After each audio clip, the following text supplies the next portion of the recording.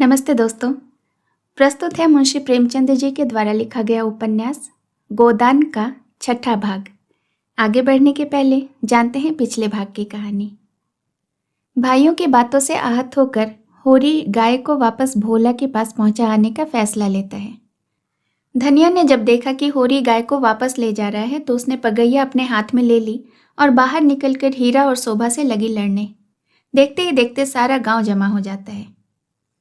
इधर जब गोबर भोला के घर गाय लेने गया था तो झुनिया उसे छोड़ने उसके गांव तक आई थी ताकि नई गाय उसे परेशान न करे।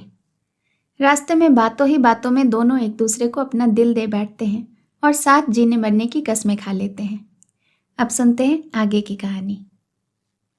जेठ की उदास और गर्म संध्या सेमरी की सड़कों और गलियों में पानी के छिड़काव से शीतल और प्रसन्न हो रही थी। मंडप के चारों तरफ फूलों और पौधों के गमले सजा दिए गए थे और बिजली के पंखे चल रहे थे। राय साहब अपने कारखाने में बिजली बनवा लेते थे।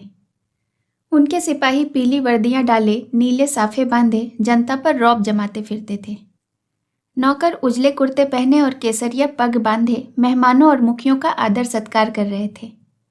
उसी वक्त एक मोटर सिंह द्वार के सामने आकर रुकी और उसमें से 3 महानुभाव उतरे। एक वह जो खद्दर का कुर्ता और चप्पल पहने हुए हैं, उनका नाम है पंडित ओंकार नाथ। आप दैनिक पत्र बिजली के यशस्वी संपादक हैं, जिन्हें देश की चिंता ने घुला डाला है। दूसरे महाशय जो कोट पैंट में हैं, वह हैं तो वकील, पर वकालत न चलने के कारण बीमा कंपनी की दलाली करते हैं और तालुकेदारों को महाजनों और बैंकों से कर्ज दिलाने में वकालत से कहीं अधिक कमाई करते हैं। इनका नाम है श्याम बिहारी तंगा। और तीसरे सज्जन जो रेशमी अचकन और तंग पजामा पहने हुए हैं, मिस्टर बी मेहता, यूनिवर्सिटी में दर्शन शास्त्र के अध्यापक हैं। ये तीनों सज्जन राय साहब के सहपाठियों में हैं और शगुन के उत्सव में निमंत्रित हुए हैं। आज सारे इलाके के आसामी आएंगे और शगुन के रुपये भेंट करेंगे। रात को धनुष यज्ञ होगा और मेहमानों की दावत होगी। होरी ने 5 रुपये शगुन के दे दिए हैं और एक गुलाबी मिर्जई पहने, गुलाबी पगड़ी बांधे, घुटने तक कचनी काचे, हाथ में एक खुरपी लिए और मुख पर पाउडर लगाए राजा जनक का माली बन गया है और गुरूर से इतना फूल उठाए मानो सारा उत्सव उसी से पुरुषार्थ हो रहा है। राय साहब ने मेहमानों का स्वागत किया। दोहरे बदन के ऊंचे आदमी थे, गठा हुआ शरीर, तेजस्वी चेहरा, ऊंचा माथा, गोरा रंग, जिस पर शरबती रेशमी चादर खूब खिल रही थी। पंडित ओंकार नाथ ने पूछा, अब की कौन सा नाटक खेलने का विचार है? मेरे रस की तो यहाँ वही वस्तु है। राय साहब ने तीनों सज्जनों को अपनी रावटी के सामने कुर्सियों पर बैठाते हुए कहा, पहले तो धनुष यज्ञ होगा, उसके बाद एक प्रहसन। नाटक कोई अच्छा न मिला, कोई तो इतना लंबा कि शायद 5 घंटों में भी खत्म न होता और कोई इतना क्लिष्ट कि शायद यहाँ एक भी व्यक्ति उसका अर्थ न समझे। आखिर मैंने स्वयं एक प्रहसन लिखा जो 2 घंटों में पूरा हो जाएगा। ओंकार नाथ को राय साहब की रचना शक्ति में बहुत संदेह था।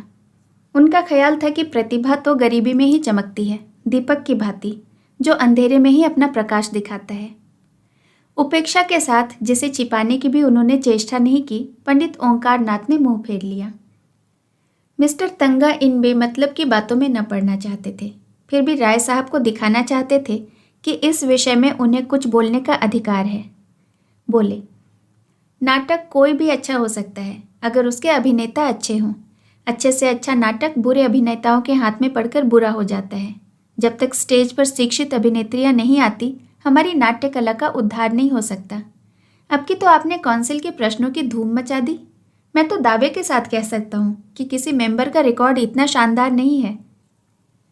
दर्शन के अध्यापक मिस्टर मेहता इस प्रशंसा को सहन न कर सकते थे। विरोध तो करना चाहते थे, पर सिद्धांत की आड़ में। उन्होंने हाल में ही एक पुस्तक कई साल के परिश्रम से लिखी थी। उसकी जितनी धूम होनी चाहिए थी, उसकी शतांश भी नहीं हुई। इससे बहुत दुखी थे। बोले, भाई मैं प्रश्नों का कायल नहीं हूँ। मैं चाहता हूँ कि हमारा जीवन हमारे सिद्धांतों के अनुकूल हो। आप कृषकों के शुभेक्षु हैं, उन्हें तरह तरह की रियायत देना चाहते हैं, जमींदारों के अधिकार छीन लेना चाहते हैं, बल्कि उन्हें आप समाज का शाप कहते हैं। फिर भी आप जमींदार हैं, वैसे ही जमींदार जैसे हजारों और जमींदार हैं। अगर आपकी धारणा है कि कृषकों के साथ रियायत होनी चाहिए, तो पहले आप खुद शुरू करें। काश्तकारों को बगैर नजराने लिए पट्टे लिख दें, बेगार बंद कर दें, इजाफा लगान को तिलांजलि दे दें, चारावार जमीन छोड़ दें। मुझे उन लोगों से जरा भी हमदर्दी नहीं जो बातें तो करते हैं कम्युनिस्टों सी, मगर जिंदगी है रईसों की सी, उतना ही विलास में, उतना ही स्वार्थ से भरा हुआ। राय साहब को आघात पहुंचा। वकील साहब के माथे पर बल पड़ गए और संपादक जी के मुंह में जैसे कालिख लग गई। वह खुद समिष्टवादी के पुजारी थे, पर सीधे घर में आग न लगाना चाहते थे। तनखा ने राय साहब की वकालत की। मैं समझता हूँ राय साहब का अपने आसामियों के साथ जितना अच्छा व्यवहार है, अगर सभी जमींदार वैसे हो जाएं तो यह प्रश्न ही ना रहे। मेहता ने हथौड़े की दूसरी चोट जमाई। मानता हूं आपका आपके आसामियों के साथ बहुत अच्छा बर्ताव है, मगर प्रश्न यह है कि उसमें स्वार्थ है या नहीं। इसका एक कारण क्या यह नहीं हो सकता कि मध्यम आंच में भोजन स्वादिष्ट पकता है? गुड़ से मारने वाला जहर से मारने वाले की अपेक्षा कहीं अधिक सफल हो सकता है। मैं तो केवल इतना जानता हूं कि हम या तो साम्यवादी हैं या नहीं। है तो उसका व्यवहार करें, नहीं है तो बकना छोड़ दें। मैं नकली जिंदगी का विरोधी हूं। अगर मांस खाना अच्छा समझते हो तो खुल कर खाओ, बुरा समझते हो तो मत खाओ, यह तो मेरी समझ में आता है। लेकिन अच्छा समझना और छिप कर खाना यह मेरी समझ में नहीं आता। मैं तो इसे कायरता भी कहता हूं और धूर्तता भी, जो वास्तव में एक ही है। राय साहब सभा चतुर आदमी थे। अपमान और आघात को धैर्य और उदारता से सहने का उन्हें अभ्यास था। कुछ असमंजस में पड़े हुए बोले, आपका विचार बिल्कुल ठीक है मेहता जी। आप जानते हैं मैं आपकी साफगोशी का कितना आदर करता हूँ, लेकिन आप यह भूले जाते हैं कि अन्य यात्राओं की भांति विचारों की यात्रा में भी पड़ाव होते हैं, और आप एक पड़ाव को छोड़कर दूसरे पड़ाव तक नहीं जा सकते। मानव जीवन का इतिहास इसका प्रत्यक्ष प्रमाण है। मैं उस वातावरण में पला हूँ जहाँ राजा ईश्वर है और जमींदार ईश्वर का मंत्री। मेरे स्वर्गवासी पिता आसामियों पर इतनी दया करते थे कि पाले या सूखे में कभी आधा और कभी पूरा लगान माफ कर देते थे। अपने बखार से अनाज निकालकर आसामियों को खिला देते थे। घर के गहने बेचकर कन्याओं के विवाह में मदद कर देते थे, मगर उसी वक्त तक जब तक प्रजा उनको सरकार और धर्मावतार कहती रहे, उन्हें अपना देवता समझकर उनकी पूजा करती रहे। प्रजा का पालन उनका सनातन धर्म था, लेकिन अधिकार के नाम पर वह कौड़ी का एक दांत भी फोड़कर देना न चाहते थे।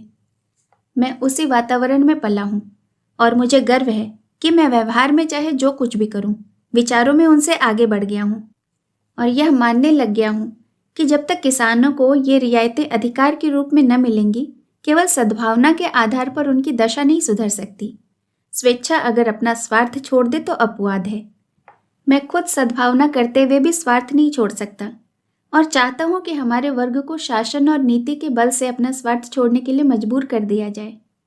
इसे आप कायरता कहेंगे, मैं इसे विवशता कहता हूं। मैं इसे स्वीकार करता हूं कि किसी को भी दूसरे के श्रम पर मोटे होने का अधिकार नहीं है। उपजीवी होना घोर लज्जा की बात है। कर्म करना प्राणी मात्र का एकमात्र धर्म है। समाज की ऐसी व्यवस्था जिसमें कुछ लोग मौज करें और अधिक लोग पीसे या खपे, कभी सुखद नहीं हो सकती। पूंजी और शिक्षा, जिसे मैं पूंजी का ही एक रूप समझता हूँ, इनका किला जितनी जल्दी टूट जाए उतना ही अच्छा है। जिन्हें पेट की रोटी मयसर नहीं, उनके अफसर और नियोजक 10-10, 5-5 हजार फटकारें, यह हास्यपद है और लज्जाप्रद भी। इस व्यवस्था ने हम जमींदारों में इतनी विलासिता, इतना दुराचार, इतनी पराधीनता और इतनी निर्लज्जता भर दी है, यह मैं खूब जानता हूँ। लेकिन मैं इन कारणों से इस व्यवस्था का विरोध नहीं करता। मेरा तो यह कहना है कि अपने स्वार्थ की दृष्टि से भी इसका अनुमोदन नहीं किया जा सकता। इस शान को निभाने के लिए हमें अपनी आत्मा की इतनी हत्या करनी पड़ती है कि हम में आत्माभिमान का नाम तक नहीं रहा। हम अपने आसामियों को लूटने के लिए मजबूर हैं। अगर अफसरों को कीमती कीमती डालियां न दें तो बागी समझे जाएं, शान से न रहें तो कंजूस कहलाएं। प्रगति की जरा सी आहट पाते ही हम कांप उठते हैं और अफसरों के पास फरियाद लेकर दौड़ते हैं कि हमारी रक्षा कीजिए। हमें अपने ऊपर विश्वास नहीं रहा, न पुरुषार्थ ही रह गया है। बस हमारी दशा उन बच्चों की सी है जिन्हें चम्मच से दूध पिलाकर पाला जाता है, बाहर से मोटे, अंदर से दुर्बल, सत्वहीन और मोहताज। मेहता ने ताली बजाकर कहा, हियर हियर, आपकी जबान में जितनी बुद्धि है काश उसकी आधी भी मस्तिष्क में होती। खेद यही है कि सब कुछ समझते हुए भी आप अपने विचारों को व्यवहार में नहीं लाते। ओंकार नाथ बोले, अकेला चना भाड़ नहीं फोड़ सकता मिस्टर मेहता। हमें समय के साथ चलना भी है और उसे अपने साथ चलाना भी। बुरे कामों में ही सहयोग की जरूरत नहीं होती, अच्छे कामों में भी सहयोग की उतनी ही जरूरत है। आप ही क्यों 800 महीने रुपए हड़पते हैं जब आपके करोड़ों भाई केवल 8 रुपए में ही निर्वाह कर रहे हैं। राय साहब ने ऊपरी खेद लेकिन भीतरी संतोष से संपादक जी को देखा और बोले, व्यक्तिगत बातों पर आलोचना न कीजिए संपादक जी, हम यहाँ समाज की व्यवस्था पर विचार कर रहे हैं। मिस्टर मेहता उसी ठंडे मन से बोले, नहीं नहीं, मैं इसे बुरा नहीं समझता। समाज व्यक्ति से ही बनता है और व्यक्ति को भूलकर हम किसी व्यवस्था पर विचार नहीं कर सकते। मैं इसलिए इतना वेतन लेता हूं कि मेरा इस व्यवस्था पर विश्वास नहीं है। संपादक जी को अचंभा हुआ। अच्छा, तो आप वर्तमान व्यवस्था के समर्थक हैं?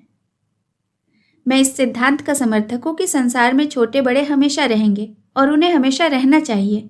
इसे मिटाने की चेष्टा करना मानव जाति के सर्वनाश का कारण होगा। कुश्ती का जोड़ बदल गया। राय साहब किनारे खड़े हो गए, संपादक जी मैदान में उतरे। आप इस 20वीं शताब्दी में भी ऊंच नीच का भेद मानते हैं? जी हाँ, मानता हूं और बड़े जोरों से मानता हूं। जिस मत के आप समर्थक हैं वह भी तो कोई नई चीज नहीं। जब से मनुष्य में ममत्व का विकास हुआ है तभी उस मत का जन्म हुआ। बुद्ध और प्लेटो और ईसा सभी समाज के समता के प्रवर्तक थे। यूनानी और रोमन और सीरियाई सभी सभ्यताओं ने उसकी परीक्षा की, पर अप्राकृतिक होने के कारण कभी वह स्थायी न बन सकी। आपकी बातें सुनकर तो मुझे आश्चर्य हो रहा है। आश्चर्य अज्ञान का दूसरा नाम है। मैं आपका कृतार्थ हूं अगर आप इस विषय पर कोई लेखमाला शुरू कर दे। जी, मैं इतना अहमक नहीं हूं। अच्छी रकम दिलवाइए तो अलबत्ता। आपने सिद्धांत ही ऐसा लिया है कि खुले खजाने पब्लिक को लूट सकते हैं।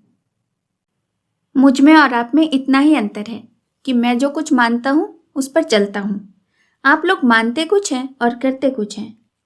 धन को आप किसी अन्याय के बराबर फैला सकते हैं, लेकिन बुद्धि को, चरित्र को, रूप को, प्रतिभा को और बल को बराबर फैलाना तो आपकी शक्ति के बाहर है। छोटे बड़े का भेद केवल धन से ही नहीं होता। मैंने बड़े बड़े धन कुबेरों को भिक्षुकों के सामने घुटने टेकते देखा है, और आपने भी देखा होगा। रूप के चौखट पर बड़े बड़े महीप नाक रगड़ते हैं। क्या यह सामाजिक विषमता नहीं? आप रूप की मिसाल देंगे, वहां इसके सिवाय और क्या है कि मिल के मालिक ने राज कर्मचारी का रूप ले लिया है। बुद्धि तब भी राज करती थी, अब भी राज करती है और हमेशा करती रहेगी। तश्तरी में पान आ गए थे। राय साहब ने मेहमानों को पान और इलायची देते हुए कहा, बुद्धि अगर स्वार्थ से मुक्त हो तो हमें उसकी प्रभुता मानने में कोई आपत्ति नहीं। समाजवाद का यही आदर्श है। हम साधु महात्माओं के सामने इसलिए सिर झुकाते हैं कि उनमें त्याग का बल है। इसी तरह हम बुद्धि के हाथ में अधिकार भी देना चाहते हैं, सम्मान भी, नेतृत्व भी, लेकिन संपत्ति किसी तरह नहीं। बुद्धि का अधिकार और सम्मान व्यक्ति के साथ चला जाता है, लेकिन संपत्ति विष बोने के लिए उसके बाद और भी प्रबल हो जाती है। बुद्धि के बगैर किसी समाज का संचालन नहीं हो सकता। हम केवल इस बिच्छू का डंक तोड़ देना चाहते हैं। दूसरी मोटर आ पहुंची और मिस्टर खन्ना उतरे, जो एक बैंक के मैनेजर और शक्कर मिल के मैनेजिंग डायरेक्टर हैं। 2 देवियां भी उनके साथ थीं। राय साहब ने दोनों देवियों को उतारा। वह जो खद्दर की साड़ी पहने हुए बहुत ही गंभीर और विचारशील सी हैं, मिस्टर खन्ना की पत्नी कामिनी खन्ना है। दूसरी महिला जो ऊंची एड़ी का जूता पहने है और जिनकी मुख छवि पर हंसी फूट पड़ती है, मिस मालती हैं। आप इंग्लैंड से डॉक्टरी पढ़ के आई हैं और अब प्रैक्टिस करती हैं। ताल्लुकेदारों के महलों में उनका बहुत प्रवेश है। आप नवयुग की साक्षात प्रतिमा हैं। गाल कोमल, पर चपलता कूट कूट कर भरी हुई। झिझक या संकोच का कहीं नामो निशान नहीं। मेकअप में प्रवीण, बला की हाजिर जवाब, पुरुष मनोविज्ञान की अच्छी जानकार, आमोद प्रमोद को जीवन का तत्व समझने वाली, लुभाने और रिझाने की कला में निपुण। जहाँ आत्मा का स्थान है वहाँ प्रदर्शन, जहाँ हृदय का स्थान है वहाँ हाव भाव, मनोधारों पर कठोर निग्रह, जिसमें इच्छा या अभिलाषा का लोप सा हो गया। आपने मिस्टर मेहता से हाथ मिलाते हुए कहा, सच कहती हूँ, आप सूरत से ही फिलोसफर मालूम होते हैं। इस नई रचना में तो आपने आत्मवादियों को उधेड़ कर रख दिया। पढ़ते पढ़ते कई बार जी में ऐसा आया कि आपसे लड़ जाऊं। फिलोसफरों में सहृदयता क्यों गायब हो जाती है? मेहता झेंप गए। बिना ब्याहे थे और नवयुग की रमणियों से पनाह मांगते थे। पुरुषों की मंडली में खूब चहकते थे, मगर जो ही कोई महिला आई अब की जबान बंद हो गई, जैसे बुद्धि पर ताला लग जाता था। स्त्रियों से शिष्ट व्यवहार करने की सुधि न रहती थी। मिस्टर खन्ना ने पूछा, फिलोसफरों की सूरत में क्या खास बात होती है देवी जी? मालती ने मेहता की ओर दया भाव से देखकर कहा, मिस्टर मेहता बुरा न माने तो बता दूं? खन्ना मिस मालती के उपासकों में थे। जहां मिस मालती जाए वहां खन्ना का पहुंचना लाजमी था। उनके आसपास भंवरों की तरह मंडराते रहते थे। हर समय उनकी यही इच्छा रहती थी कि मालती से अधिक वही बोलें, उनकी निगाह अधिक से अधिक उन्हीं पर हो। खन्ना ने आंख मारकर कहा, फिलोसफर किसी बात का बुरा नहीं मानते, यही उनकी फितरत है। तो सुनिए, फिलोसफर हमेशा मुर्दा दिल होते हैं। जब देखिए अपने विचारों में मग्न रहते हैं। आपकी तरफ ताकेंगे मगर आपको देखेंगे नहीं। आप उनसे बात किए जाएं मगर वह सुनेंगे नहीं, जैसे शून्य में उड़ रहे हों। सब लोगों ने कह कहा मारा। मिस्टर मेहता जैसे जमीन में गड़ गए। ऑक्सफोर्ड में मेरे फिलॉसफी के प्रोफेसर मिस्टर हस्बैंड थे। खन्ना ने टोका, नाम तो निराला है। जी हाँ, और थे कुंवारे। मिस्टर मेहता भी तो कुंवारे हैं। यह रोग तो सभी फिलोसफरों को होता है। अब मिस्टर मेहता को अवसर मिला। बोले, आप भी तो इस मर्ज में गिरफ्तार हैं। मैंने तो प्रतिज्ञा की है कि किसी फिलोसफर से ही शादी करूंगी, और यह वर्ग शादी के नाम से घबराता है। हस्बैंड साहब तो स्त्री को देखकर घर में छिप जाते थे। उनके शिष्यों में कई लड़कियां थीं। अगर उनमें से कोई कभी कुछ पूछने के लिए उनके ऑफिस चली जाती थी तो आप ऐसे घबरा जाते थे जैसे कोई शेर आ गया हो। हम लोग उन्हें खूब छेड़ा करते थे, मगर थे बेचारे सरल हृदय। कई हजार की आमदनी थी, पर मैंने हमेशा एक ही सूट उन्हें पहने देखा। उनकी एक विधवा बहन थी, वही उनके सारे घर का प्रबंध करती थी। मिस्टर हस्बैंड को तो खाने पीने की भी फिक्र न रहती थी। मिलने वालों के डर से अपने कमरे का द्वार बंद करके लिखा पढ़ी करते। भोजन का समय आ जाता तो उनकी बहन आहिस्ता से भीतर के द्वार से उनके पास जाकर किताब बंद कर देती, और तब उन्हें मालूम होता कि खाने का समय हो गया। रात को भी भोजन का समय बंधा हुआ था। उनकी बहन कमरे की बत्ती बुझा दिया करती थी। एक दिन बहन ने किताब बंद करना चाहा तो आपने पुस्तक दोनों हाथों से दबा लिया और बहन भाई में जोर आजमाई होने लगी। आखिर बहन उनकी पहिएदार कुर्सी को खींचकर भोजन के कमरे में लाई। राय साहब बोले, मगर मेहता साहब तो बड़े खुशमिजाज और मिलनसार हैं, नहीं इस हंगामे में क्यों आते? तो आप फिलोसफर ना होंगे। जब अपनी चिंताओं से हमारे सिर में दर्द होने लगता है तो विश्व की चिंता सिर पर लाद कर कोई कैसे प्रसन्न रह सकता है? उधर संपादक जी श्रीमती खन्ना से अपनी आर्थिक कठिनाइयों की कथा कह रहे थे। बस यूं समझिए श्रीमती जी कि संपादक का जीवन एक दीर्घ विलाप है, जिसे सुनकर लोग दया करने के बदले कानों पर हाथ रख लेते हैं। बेचारा ना अपना उपकार कर सके ना औरों का। पब्लिक उससे आशा तो यह रखती है कि हर एक आंदोलन में वह सबसे आगे रहे, जेल जाए, मार खाए, घर के माल असबाब की कुर्की कराए। यह उसका धर्म समझा जाता है, लेकिन उसकी कठिनाइयों की ओर किसी का ध्यान नहीं होता। हो तो वह सब कुछ, उसे हर एक विद्या, हर एक कला में पारंगत होना चाहिए, लेकिन उसे जीवित रहने का अधिकार नहीं। आप तो आजकल कुछ लिखती ही नहीं। आपकी सेवा करने का जो थोड़ा सा सौभाग्य मुझे मिल सकता है, उससे मुझे क्यों वंचित रखती हैं? मिसेस खन्ना को कविता लिखने का शौक था।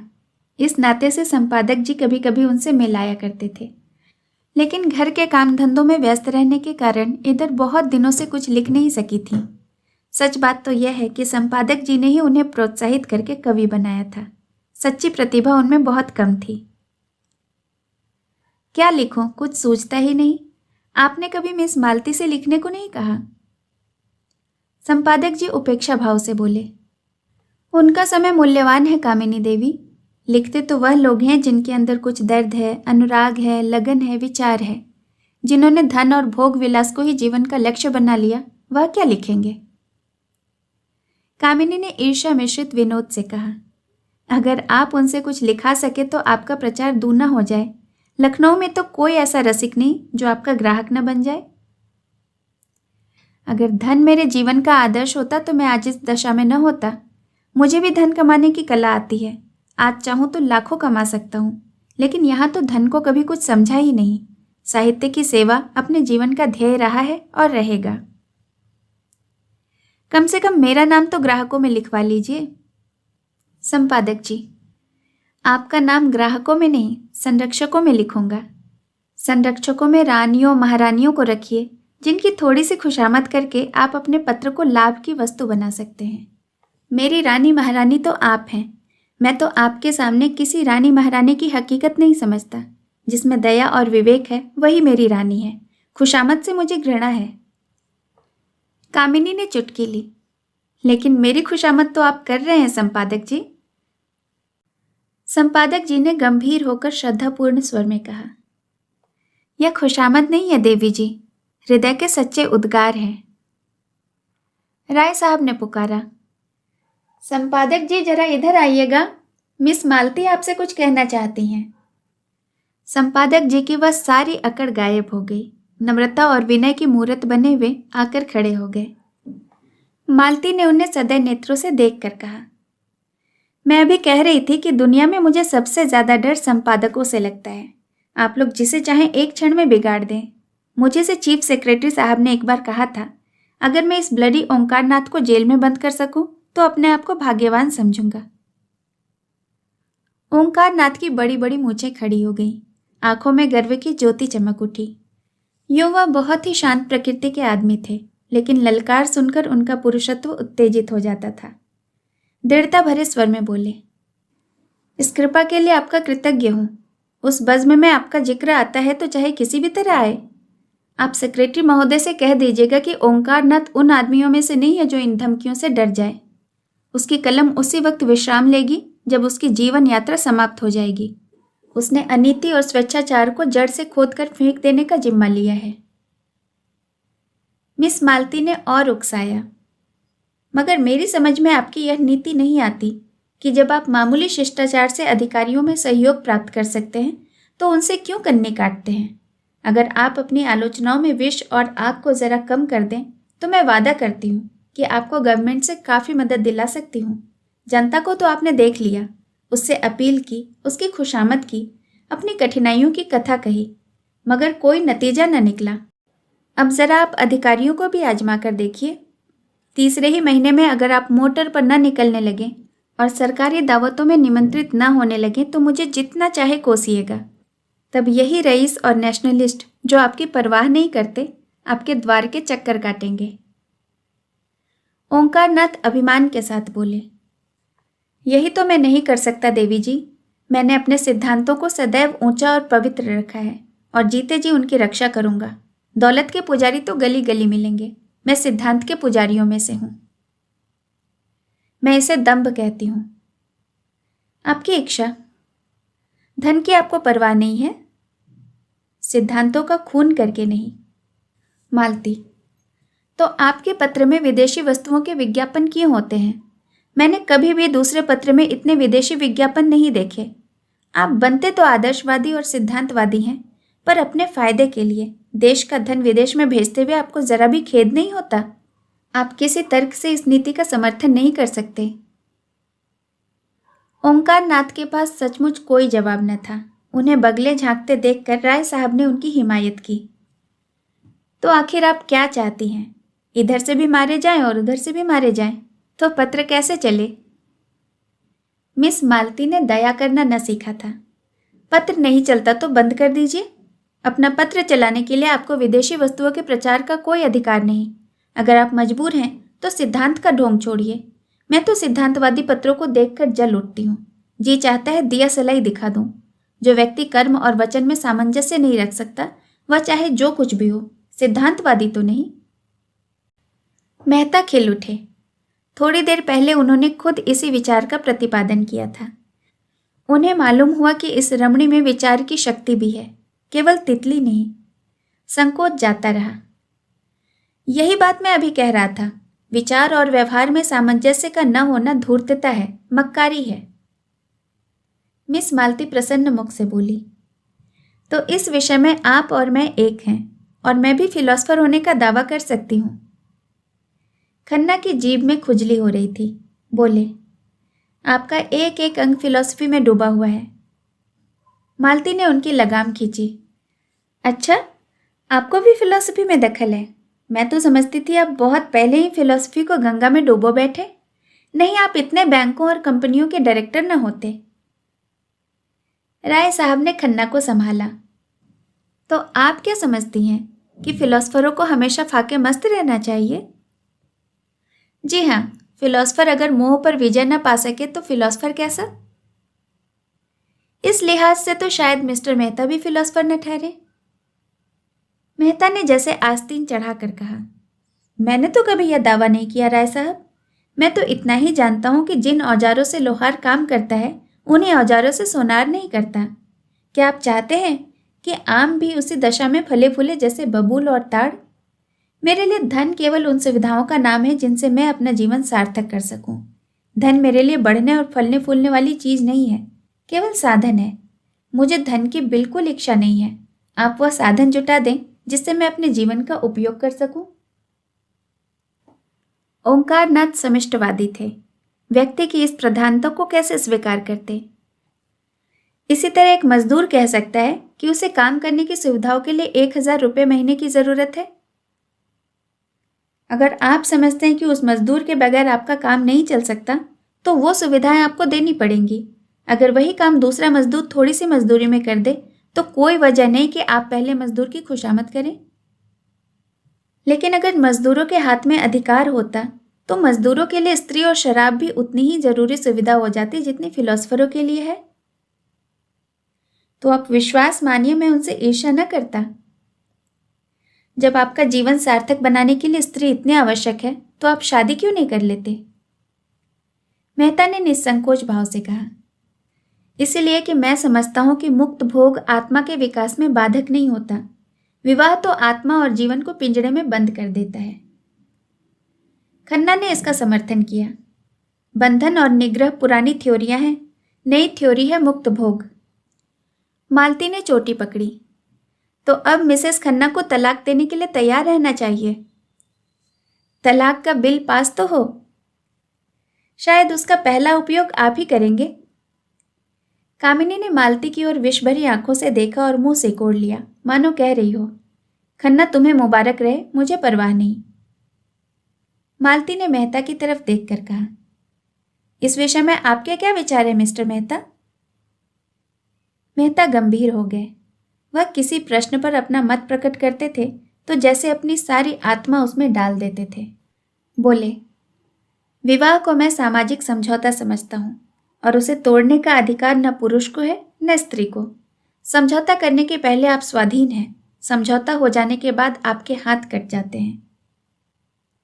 तो आप तलाक के विरोधी हैं, क्यों? पक्का। और मुक्त भोग वाला सिद्धांत? वह उनके लिए है जो विवाह नहीं करना चाहते। अपनी आत्मा का संपूर्ण विकास सभी चाहते हैं, फिर विवाह कौन करे और क्यों करे? इसलिए कि मुक्ति सभी चाहते हैं, पर ऐसे बहुत कम हैं जो लोभ से अपना गला छुड़ा सके। आप श्रेष्ठ किसे समझते हैं, विवाहित जीवन को या अविवाहित जीवन को? समाज की दृष्टि से विवाहित जीवन को और व्यक्ति की दृष्टि से अविवाहित जीवन को। धनुष यज्ञ का अभिनय निकट था। 10 से 1 तक धनुष यज्ञ, 1 से 3 तक प्रहसन, यह प्रोग्राम था। भोजन की तैयारियां शुरू हो गईं। मेहमानों के लिए बंगले में रहने का अलग अलग प्रबंध था। खन्ना परिवार के लिए 2 कमरे रखे गए थे और भी कितने ही मेहमान आ गए थे। सभी अपने अपने कमरों में गए और कपड़े बदल बदल कर भोजनालय में जमा हो गए। यहाँ छूत छात का कोई भेद न था। सभी जातियों और वर्णों के लोग साथ बैठकर भोजन कर रहे थे। केवल संपादक ओंकारनाथ सबसे अलग अपने कमरे में फलाहार करने गए और कामिनी खन्ना को सिर दर्द हो रहा था। उन्होंने भोजन करने से इनकार कर दिया। भोजनालय में मेहमानों की संख्या 25 से कम न थी। शराब भी थी और मांस भी। इस उत्सव के लिए राय साहब अच्छी किस्म की शराब खास तौर से खिंचवाते थे। खींची जाती थी दवा के नाम पर और होती थी खालिस शराब। मांस भी कई तरह के पकते थे, कोफ्ते, कबाब और पुलाव। मुर्ग, मुर्गियां, बकरा, हिरन, तीतर, मोर, जिसे जो पसंद हो वह खाए। भोजन शुरू हो गया तो मालती ने पूछा, संपादक जी कहाँ रह गए? किसी को भेजो राय साहब, उन्हें पकड़ तो लाएं। राय साहब ने कहा, वह वैष्णव हैं, उन्हें यहाँ बुलाकर क्यों बेचारे का धर्म नष्ट करोगी? बड़ा ही आचार निष्ठ आदमी है। अजी और कुछ न सही तो तमाशा तो रहेगा। शेष कहानी अगले भाग में। कहानी सुनने के लिए आपका बहुत बहुत धन्यवाद।